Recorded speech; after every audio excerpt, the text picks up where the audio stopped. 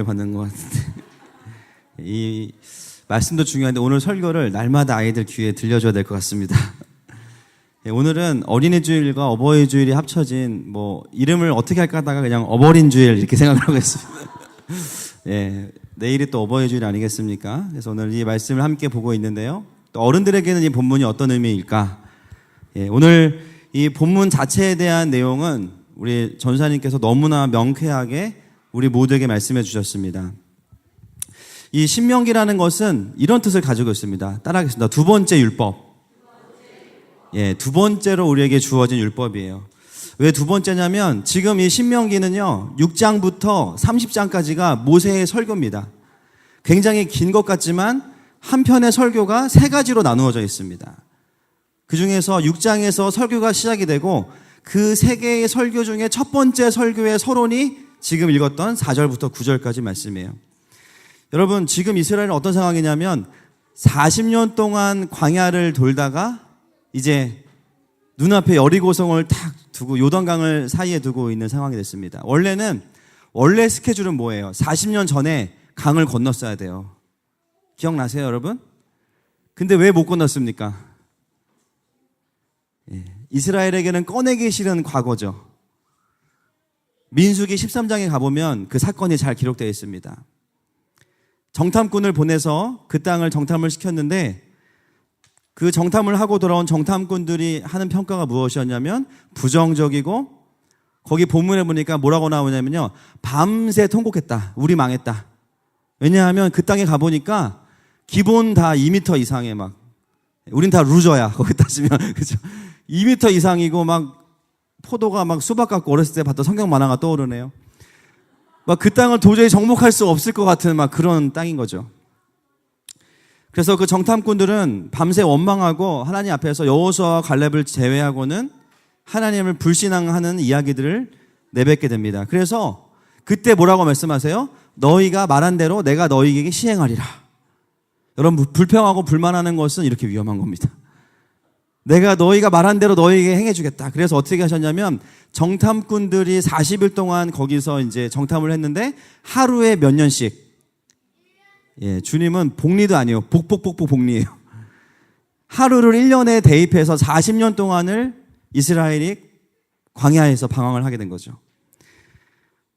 그리고 다시 40년이 지나고 이제 그 강 앞에 이스라엘과 모세가 다시 서게 됩니다. 이 40년의 시간 동안 하나님이 행하신 일은 딱 하나예요. 믿음이 없던 세대들을 다 광야에서 죽이셨어요. 그리고 그때의 주니어 키즈가 이제는 지금 세대가 됐어요. 40년은 어떤 시간입니까? 믿음 없음을 하나님 앞에서 정금과 같이 단련하는 시간으로 하나님이 사용하신 거죠. 자, 민수기 13장 2절 말씀 한번 보겠습니다. 우리가 그 40년 전 사건을 정확히 보는 건 필요해요. 시작.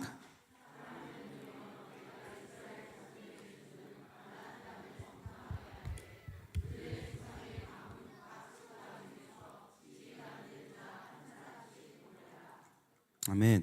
자, 여러분, 정탐이 잘못된 걸까요? 안 잘못된 걸까요? 네. 정탐 자체는 잘못된 게 아니에요. 왜냐하면 정탐을 누가 하라 그랬어요? 하나님이 하라고 했어요. 자, 근데 하나님께서 그 땅을 볼 때 그 땅에 수식어구가 있죠. 뭐라고 써 있습니까? 내가 이스라엘 자손에게 주는 가나안 땅을 들어가 보라는 거예요. 그럼 여러분, 가나안 땅에 들어간 것은 왜 들어간 겁니까? 이미 그 땅을 하나님께서 이스라엘에게 주셨음을 확인하기 위해 답사가는 거예요. 그런데 중요한 것은 뭐냐면 정탐을 갔는데 하나님의 의도와 다른 반응을 보인 게 문제죠. 그 땅을 보고 온 사람들은 그 순간에 그 땅을 누리러 갔어야 돼요. 왜냐하면 여러분, 이제 그 땅은 우리가 이사갈 땅이에요. 할렐루야. 그 땅은 너무 좋은 땅이에요. 주님이 약속하셨고 이제는 그 땅이 우리에게 기업으로 주어졌어요. 왜냐하면 하나님께서 우리에게 주셨기 때문이에요. 그런데 막상 그 땅에 갔던 정탐꾼들은요, 그 땅을 누리고 오지 못했습니다. 그 반대였어요. 무엇입니까? 그 땅을 보고 두려워서 누린 것이 아니라 눌렸어요.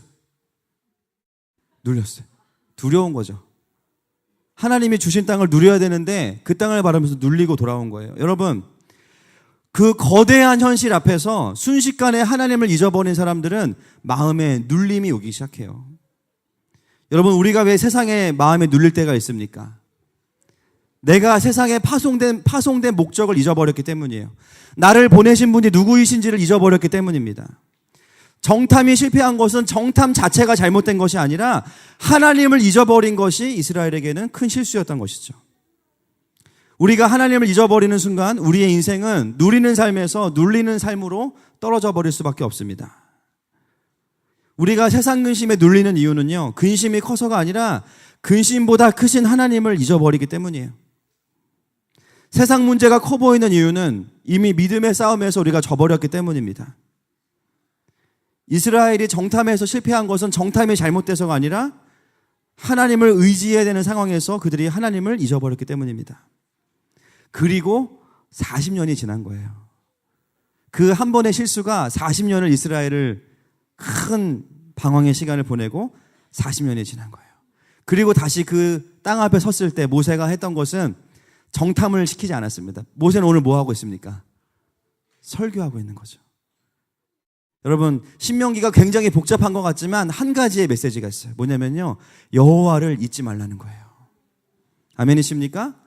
왜요? 40년 전에 여호와를 잊어버렸기 때문에 그 생고생을 한 거예요. 때로는 우리가 이런 고민하죠. 그냥 좀 믿음 없이 살고 내가 하나님 없이 살아도 잘 살 수 있을 것 같아. 그런데 그 40일이 우리의 인생에 40년의 방황을 가져올 수 있습니다. 결코 그것은 짧은 시간이 아니라는 거예요. 모세는 이제 그때부터 그 과거의 실패들을 다 압축해서 마지막으로 주니어 키즈가 이제는 장년부가 된 세대에게 자신과 1세대의 모든 실패를 통틀어서 아주 중요한 메시지를 이 신명기 6장부터 30장의 고별 설교를 통해서 선포하고 있는 것입니다. 그래서 이 핵심 메시지는 뭐냐면 하나님을 잊으면 안 된다는 것이죠. 지난 한 주 동안 저희 은율이도 이 말씀 8절 말씀 아까 보니까 시영이가 억울하대. 뭐가 억울하니? 우리가 더 길어요.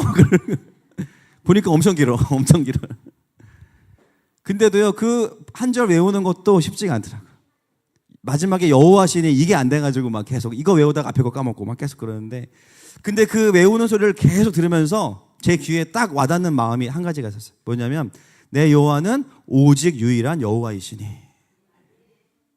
오직 유일한 여호와이시니. 여러분, 하나님은요 우리의 인생에 유일하신 분이십니다.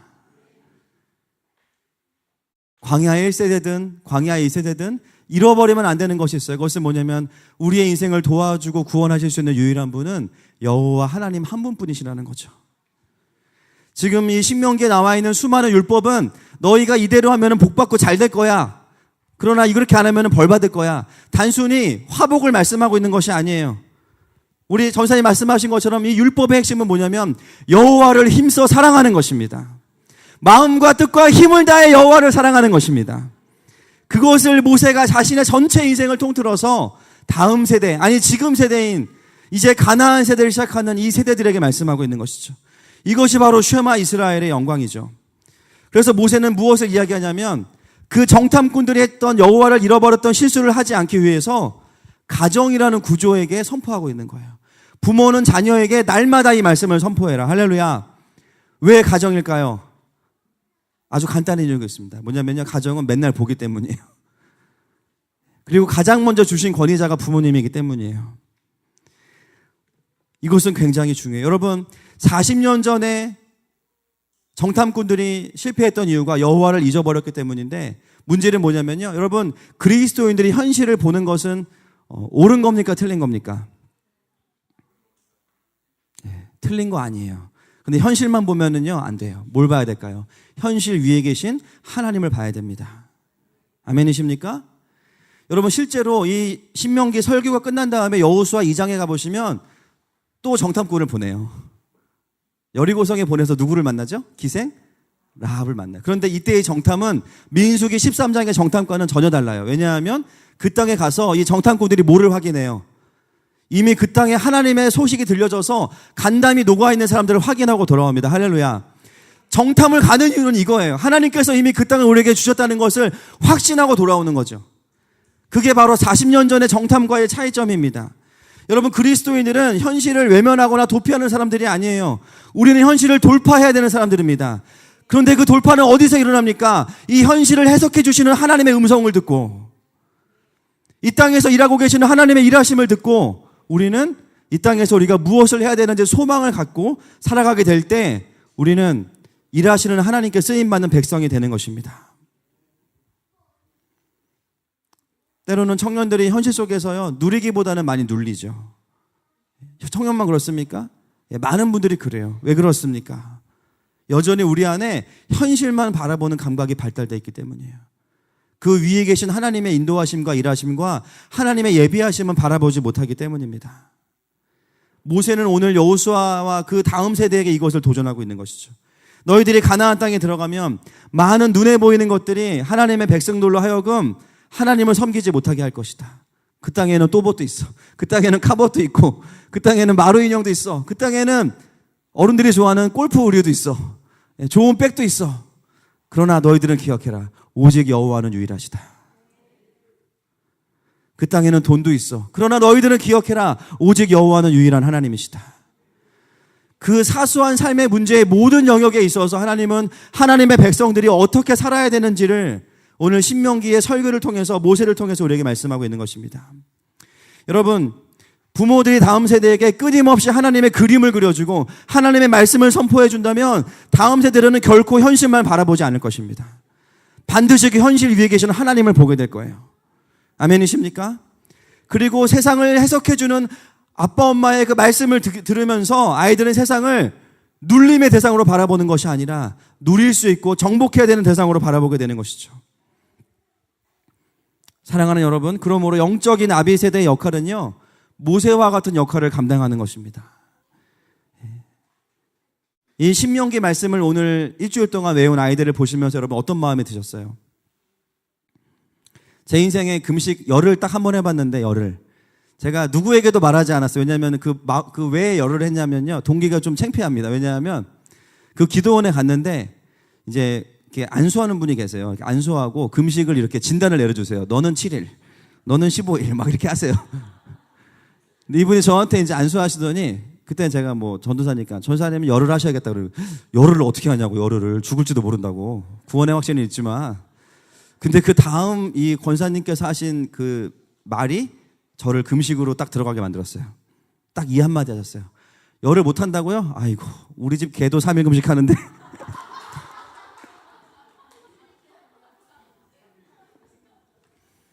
자기네 집 그 금식 기도원 개도 털갈이 할 때 3일 금식한대요. 그 말을 듣는데 마음에서 옛사람이 좀 살아있을 때라든지 막 훅 올라오더라고요. 아, 그래요? 알겠습니다. 열흘을 금식을 했어요. 어디 가서 얘기하지 마세요. 창피하니까. 여러분, 아이들도 말씀을 이렇게 외우려고 애를 쓰고 있습니다. 여러분, 사실은요, 위치가 바뀌어야 돼요. 아이들에게 우리가 말씀을 선포해주는 자리에 있어야 되는 줄로 믿습니다. 그 부모의 권위는 아이들을 압제하는 데 쓰이는 것이 아니라 아이들에게 말씀을 전하는 것에 쓰여야 되는 것이죠. 다음 세대에게 계속해서 하나님께서 어떤 분이신지, 그리고 그분이 이스라엘에게 행하셨던 것처럼 아빠와 엄마에게 또 이 가정에 어떤 일을 행하시는지를 나누어야 되고요. 하나님의 백성은 어떻게 살아야 되는지를 선포해주는 사람들이 되시기를 축복합니다. 오죽하면 미간과 손목에 매어서 기호를 삼으래잖아요. 마음에 새기고 부지런히 가르치래잖아요. 여러분, 아이들이 끊임없이 미디어를 통해서 또 학교를 가면, 어디를 가면 그 들어오는 수많은 엄청난 문화의 공격들 속에서 그것을 이기고 되돌릴 수 있는 하나님의 말씀을 듣지 못한다면 아이들을 빼앗겨 버릴 수밖에 없습니다. 그러면 아이들은요, 세상을 누리는 게 아니라 눌리며 사는 거죠. 여러분, 주님께서 인간을 창조하시고 주신 명령이 있죠. 생육하고 번성하고 땅에 충만하고 다스려라. 할렐루야. 여러분, 우리 아이들이 하나님의 말씀을 계속해서 듣기 시작할 때 이런 삶을 살아가게 될 것입니다. 아멘이십니까? 이게 모세가 말하는 거예요. 자, 마지막으로 30장 6절 말씀 읽겠습니다. 이 모세의 설교의 마지막 결론이에요. 30장 6절 시작.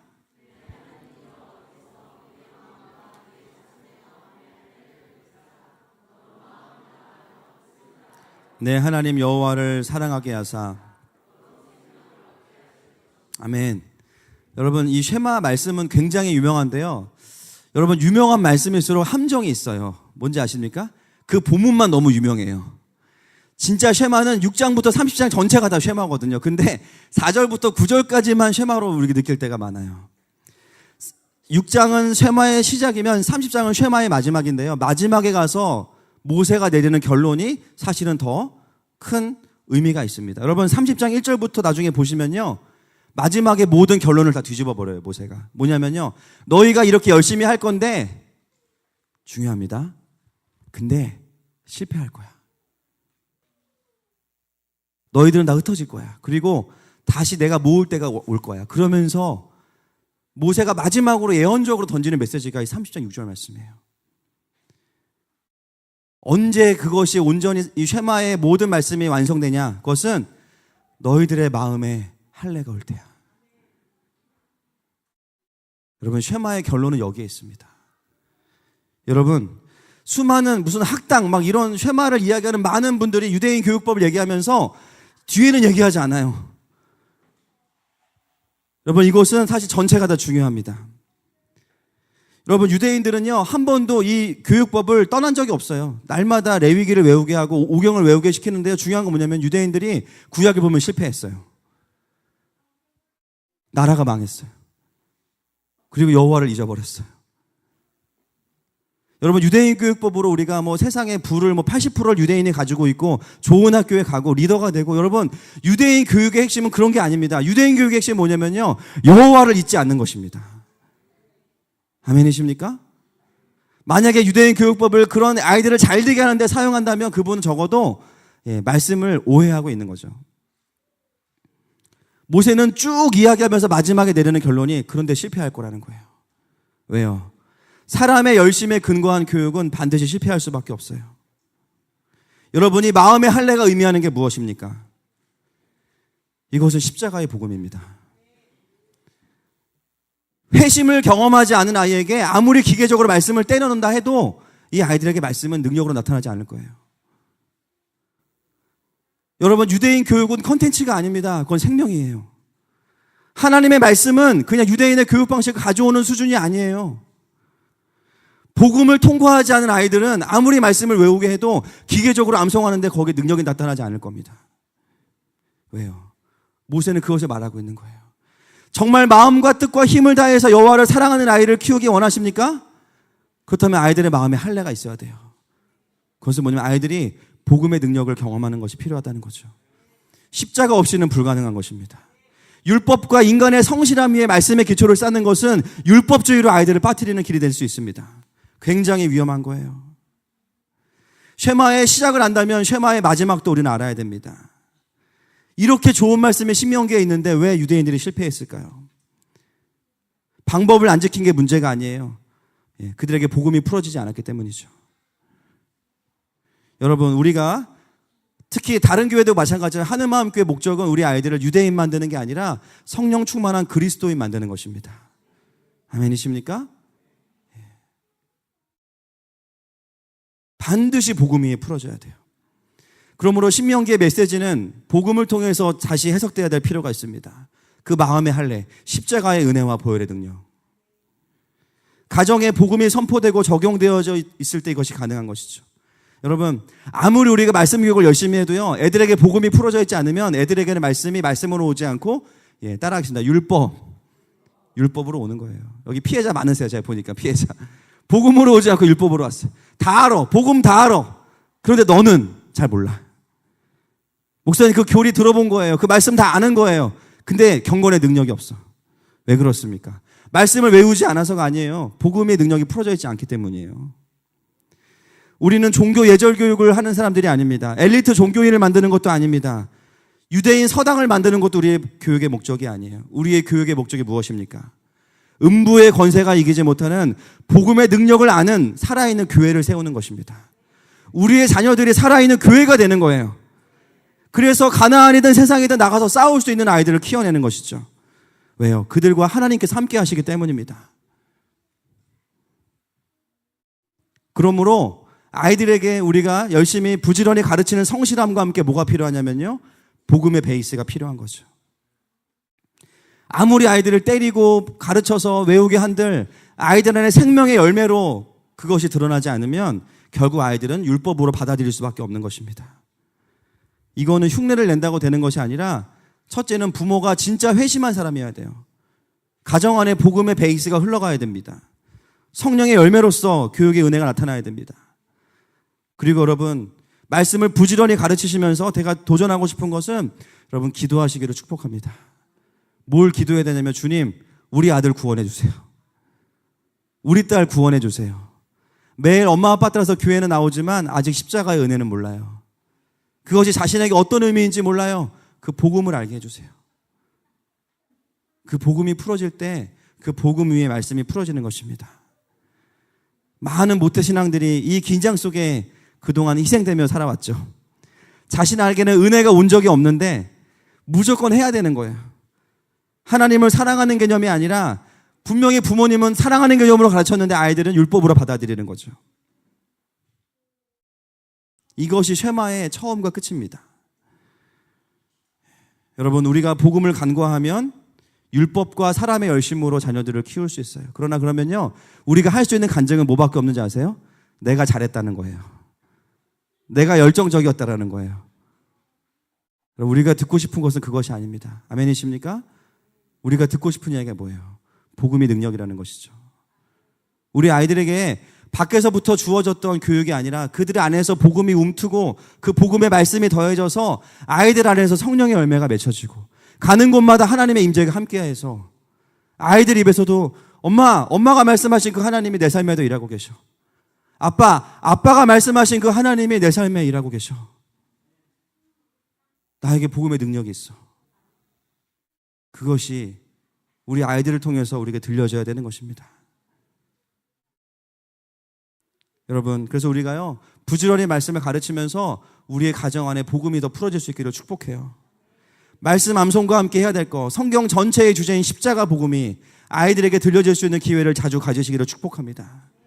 그래서 우리 아이들은 내가 만들어가는 게 아니라 그 안에는 생명의 아이들이 이끌어갈 것입니다.